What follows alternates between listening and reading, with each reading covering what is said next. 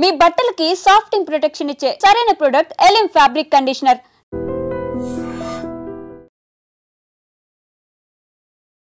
జీడిమెట్లలో జరిగినటువంటి అంజలి హత్య ఎంత సెన్సేషనల్ గా మారిందో మనందరికీ తెలిసిందే.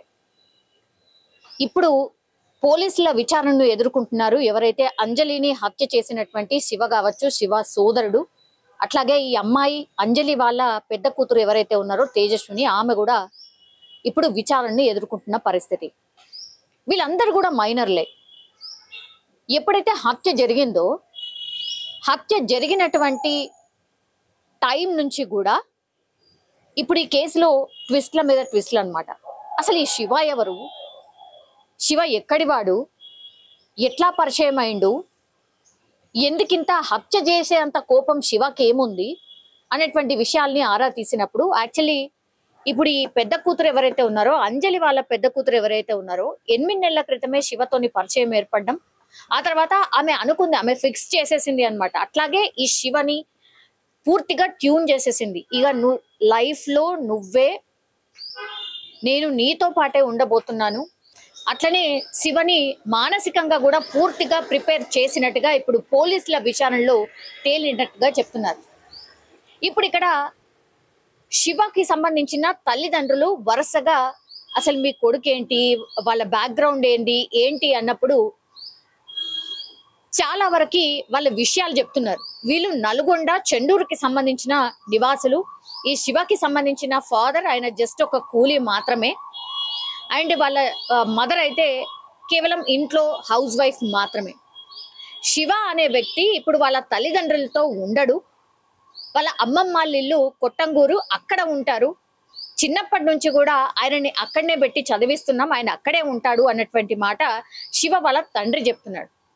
ఇంకో మాట ఏంటంటే, మనకు తెలుసు కదా, శివకి సంబంధించిన తల్లి మొన్న ఒక 3 రోజుల క్రితం హత్య జరిగిన తెల్లవారి ఒక మీడియా సంస్థతో మాట్లాడుతూ చాలా నవ్వుతూ అంజలిని చంపడం కరెక్టే, ఆ పిల్ల చేసింది కరెక్టే అన్నటువంటి మాట చెప్పింది. ఇది ఎంత వైరల్ గా మారిందో మనకు తెలిసిందే. అట్లాగే నెటిజన్స్ కూడా చాలా మంది దీని మీద స్పందించిండ్రు.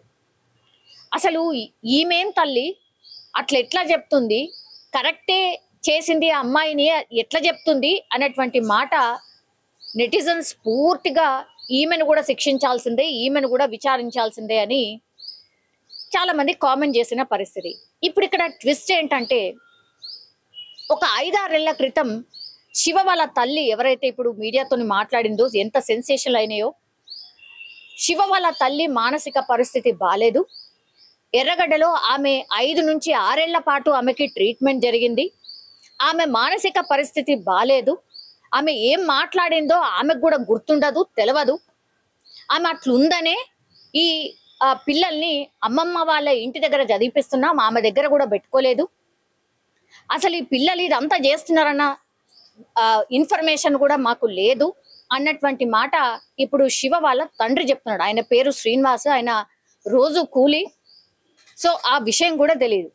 ఇప్పుడు శివ ఎవరైతే ఉన్నారో ఆయన డీజే ఆపరేటర్, అది కూడా వాళ్ళ అమ్మమ్మ ఇంటి దగ్గరే ఉంటాడు. కొట్టంగూరులోనే డీజే ఆపరేటర్ గా పనిచేస్తున్నాడు. ఇప్పుడు శివ వాళ్ళ బ్రదర్ ఎవరైతే ఉన్నారో ఆయన హైదరాబాద్ లో ఒక చికెన్ సెంటర్ లో పనిచేస్తున్నాడు. ఈ హత్యకు సంబంధించి వాళ్ళకి ఎట్లాంటి ఇన్ఫర్మేషన్ లేదు. కానీ శివ మొన్న ఒక వారం రోజుల క్రితం ఎప్పుడైతే తేజస్వినిని తీసుకొని చెండూరుకి వెళ్ళిండో, చెండూరుకి వెళ్ళినప్పుడు 2 రోజుల పాటు వాళ్ళ ఇంట్లో ఉన్నప్పుడు కూడా తల్లిదండ్రి అసలు ఈ అమ్మాయి ఎవరు, ఎందుకు తీసుకొచ్చినావు, ఏంటిది, నువ్వు తిట్టిండ్రంట. ఆ తర్వాత తీసుకెళ్లి వదిలేసే, ఇది మంచి విషయం కాదు అని మందలించిండ్రట. ఆమె ఏజ్ ఏంది, నీ ఏజ్ ఏంది అని మందలించిండ్రట. మందలించిన తర్వాత 2 రోజులు ఉన్న తర్వాత సరే వెళ్ళి దించేస్తాను అని శివ చెప్పిండు. కానీ నెక్స్ట్ వాళ్ళు చెండూరు నుంచి, అంటే అమ్మా నాన్న దగ్గర నుంచి వాళ్ళ అమ్మమ్మ వాళ్ళ ఇంటికి తీసుకుపోయిండు తేజస్వినిని. అక్కడ ఒక రోజు ఉన్న తర్వాత పోలీసులకు ఇప్పుడు అంజలి కంప్లైంట్ చేసింది, మా అమ్మాయి కనిపించట్లేదు, ఇగో ఈ శివ అనే వ్యక్తి తీసుకుపోయి ఉంటాడు అని కంప్లైంట్ చేయడంతో పోలీసులు ఆమెను ఈ శివ దగ్గర నుంచే పట్టుకొని తీసుకొచ్చి కౌన్సిలింగ్ చేసి పోక్సో చట్టం కింద కేసు ఫైల్ చేసి నోటీసులు ఇచ్చి ఆ తర్వాత శివకు వార్నింగ్ ఇచ్చిండ్రు. అట్లాగే ఈ అమ్మాయికి కూడా వార్నింగ్ ఇచ్చి వాళ్ళ అమ్మ దగ్గర అంజలి దగ్గర వదిలేసి వెళ్ళిపోయింది.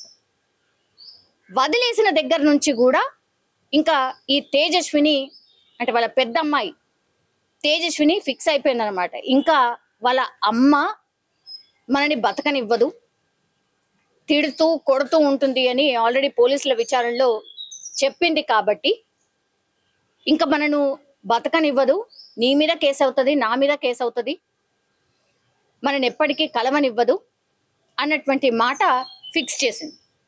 అక్కడి నుంచే ఇంకా మర్డర్ చేస్తే కానీ మనకు ఈ లొల్లి లేకుండా ఉండదు అన్నటువంటి మాట చెప్పిన తర్వాత శివని పూర్తిగా ప్రిపేర్ చేసింది. అప్పటికి శివ వారించాడట, వద్దు ఇట్లాంటి డిసిషన్ ఎంతవరకు కరెక్ట్ కాదు, కొన్ని డేస్ ఆగుదాము, నువ్వు మైనర్ అట్లాగే నేను మైనర్ అయిన తర్వాత అప్పుడే పెళ్లి చేసుకోగలుగుతాం, లేకపోతే ఈ పెళ్లి చెల్లదు అని ఎంత చెప్పినా ఏమి చెప్పినా వినలేదు. కాబట్టి ఇంకా శివకి బ్లాక్మెయిల్ చేయడం స్టార్ట్ చేసింది తేజస్విని. నువ్వు ఒకవేళ వచ్చి మా మమ్మీని చంపకపోతే నీ పేరు రాసి పెట్టి నేను ఆత్మహత్య చేసుకుంటాను, అప్పుడు నీ ఇష్టం అని బెదిరించడం స్టార్ట్ చేసింది. కాబట్టి ఇంకా తప్పనిసరి పరిస్థితుల్లో శివకి ధైర్యం సరిపోలేదు. అందుకని శివ పాపం వాళ్ళ తమ్ముడిని కూడా తీసుకుపోయి ఈ హత్యని చేసినట్టుగా పోలీసుల విచారణలో చెప్పినటువంటి మాటలు. సో శివ అట్లాగే శివ వాళ్ళ తమ్ముడు వీళ్ళిద్దరిని కూడా హత్యలో ఇన్వాల్వ్ చేసింది. ఏం చేసింది, ఇంటికి రమ్మని చెప్పి ఈమె ఇంటి బయట కాపలా కాసింది. తర్వాత వాళ్ళిద్దరూ సుత్తెతోని కొట్టి ఆ తర్వాత రాయితోని మోది బయటికి వచ్చేసిన తర్వాత వాళ్ళు వెళ్ళిపోయింది. లోపలికి తేజస్వి మళ్ళా లోపలికి వెళ్ళి చూసేసరికి అమ్మ గదులుతోంది. మళ్ళా బతికి ఉంటే ఇంకా మనని బతకనివ్వదు అనుకుంది. మళ్ళీ కాల్ చేసింది వాళ్ళిద్దరికి. మళ్ళీ వాళ్ళు వచ్చి చున్నీతో బిగించి ఆమె చనిపోయే వరకు అక్కడే ఉండి ఆమె చనిపోయింది అని నిర్ధారించుకున్న తర్వాతనే శివ వాళ్ళ అమ్మమ్మ ఇల్లు కొట్టంగూరికి వెళ్ళిపోయిండు. ఆ తర్వాత వాళ్ళ తమ్ముడు చికెన్ షాప్ సెంటర్లోనే హైదరాబాద్లోనే పనిచేస్తాడు కాబట్టి ఆయన యథావిధిగా చికెన్ షాప్ సెంటర్కి పోయి ఆయన పనిచేసుకుంటున్నాడు. సో పోలీసులు ఎంట్రీ ఇవ్వడం, ఆ తర్వాత ఇన్వెస్టిగేషన్ చేయడం, అక్కడ ఉన్నటువంటి అన్నిటినీ క్లూస్ సేకరించడం, ఆ తర్వాత తేజస్విని ఫోన్ తీసుకొని చూసినప్పుడు ఇవన్నీ విషయాలు బయటకు వచ్చినాయి. అప్పుడు శివ వాళ్ళ తమ్ముడు అసలు వీళ్ళేం ప్లాన్ చేసిర్రు పూర్తిగా సమాచారం సేకరించిన తర్వాత ఈ కేసుకి సంబంధించి ఆ తర్వాత ఏం జరిగింది అనేది మనందరికీ తెలిసిందే. ఇక్కడ అందరు ఏమనుకున్నారు అని అంటే, యాక్చువల్లీ శివ వాళ్ళ అమ్మ ఇంత భయంకరంగా మాట్లాడుతుంది కదా, వీళ్ళ ఫ్యామిలీతోని మరి ఆమెకు కూడా ఏమైనా వైరం ఉందా, ఇంత కఠినంగా ఎట్లా మాట్లాడగలుగుతుంది, ఈ కేసులో వాళ్ళ ప్రమేయం కూడా ఉందా అన్న దాంట్లో విచారణ చేసినప్పుడు ఆర్ క్లూస్ ని సేకరించినప్పుడు అసలు శివ వాళ్ళ అమ్మ నాన్నకి ఎలాంటి సంబంధం లేదు. జస్ట్ ఈ పిల్ల శివతోని మాట్లాడడం, 8 నెలల పరిచయం, ఇన్స్టాగ్రామ్ పరిచయం ద్వారా ఓన్లీ ఆ శివ వాళ్ళ తమ్ముడిని ఈ కేసులో బలి చేసినట్టుగా ఇప్పుడు స్పష్టంగా శివ వాళ్ళ అమ్మా నాన్న చెప్తున్నటువంటి పరిస్థితి కనిపిస్తోంది. వీళ్ళందరూ మైనర్ కావడం, అట్లాగే వీళ్ళ మానసిక పరిస్థితి ఏంది అని అందరు కూడా మాట్లాడుతున్నటువంటి పరిస్థితి. అండ్ ఇంకోటి ఏంటంటే, వీళ్ళందరూ కూడా మైనర్స్ కావడంతో వీళ్ళని జువెనైల్ దానికే తరలిస్తారు తప్పించి వీళ్ళకు శిక్ష ఇంకేదో ఈ విచారణలో ఇంకేమైనా బయటకు వస్తాయా అని విచారిస్తున్నారు తప్పించి యాక్చువల్లీ శివ వాళ్ళ మదర్ ఇన్వాల్వ్మెంట్ ఎక్కడా లేదు అని పోలీసులు ఒక నిర్ధారణకు వచ్చినట్టుగా అయితే మనకైతే అర్థమవుతోంది. వాళ్ళ ఫ్యామిలీ మెంబర్స్ కావచ్చు, తెలిసిన వాళ్ళు కావచ్చు, చుట్టుపక్కల వాళ్ళు కావచ్చు అదే చెప్తున్నారు. అసలు నా భార్యకి మానసిక పరిస్థితే బాలేదు, అట్లాంటి ఆమె ఏదో ఒక న్యూస్ ఛానల్ మైక్ పెట్టగానే ఏదో మాట్లాడేసింది, కన్న కొడుకులు అంత నేరం చేస్తే కూడా నవ్వుకుంటా ఎట్లా మాట్లాడగలుగుతుంది అని మిగతా వాళ్ళు, అంటే వాళ్ళ చుట్టుపక్కల వాళ్ళు కాదు, మిగతా వాళ్ళం మనం ఎవరైనా చూసిన వాళ్ళము మనం అదే అనుకున్నాం. కానీ తీరా చూస్తే ఆమె మానసిక పరిస్థితి బాలేదు అని అక్కడ చుట్టుపక్కల ఉన్న వాళ్ళు, వాళ్ళ ఊర్లో ఉన్నటువంటి వాళ్ళు చెప్పినటువంటి మాటలతోని ఓకే ఈమె మానసిక పరిస్థితి బాలేదు కాబట్టి ఇలా మాట్లాడి ఉంటుంది అని ఇప్పుడు చాలా మంది మాట్లాడుకుంటున్నటువంటి పరిస్థితి కనిపిస్తుంది. అందుకే 3-4 రోజులైనా సరే ఇప్పుడు పోలీసుల విచారణ కోసం అయితే ఎక్కడ వాళ్ళ అమ్మా నాన్నను పిలిచిన దాఖలాలు అయితే లేవు. అందుకే వాళ్ళు కూడా కొంత తెలుసుకున్నారు కాబట్టి అసలు ఈ అమ్మా నాన్న ఇన్వాల్వ్మెంట్ లేనట్టుంది అని పోలీసులు కూడా ఒక అంచనాకు వచ్చినట్టుగా కూడా చెప్తున్నారు. కానీ అత్యంత బాధాకరం యాక్చువల్లీ కేవలం వాళ్ళ అమ్మాయి ఎవరైతే అమ్మ మీద కోపం పెట్టుకోవడం, ఆ తర్వాత ఇదంతా హత్యకు కూడా కుట్ర చేయడం అండ్ ఇందులో పూర్తిగా శివను బలి చేయడంతో ఇప్పుడు అందరు కూడా ఈ అమ్మాయి గురించే మాట్లాడుకుంటున్న పరిస్థితి కనిపిస్తోంది. ఇప్పటికైతే కేసుకి సంబంధించి విచారణలో తెలిసినటువంటి నిజాలు ఇవి.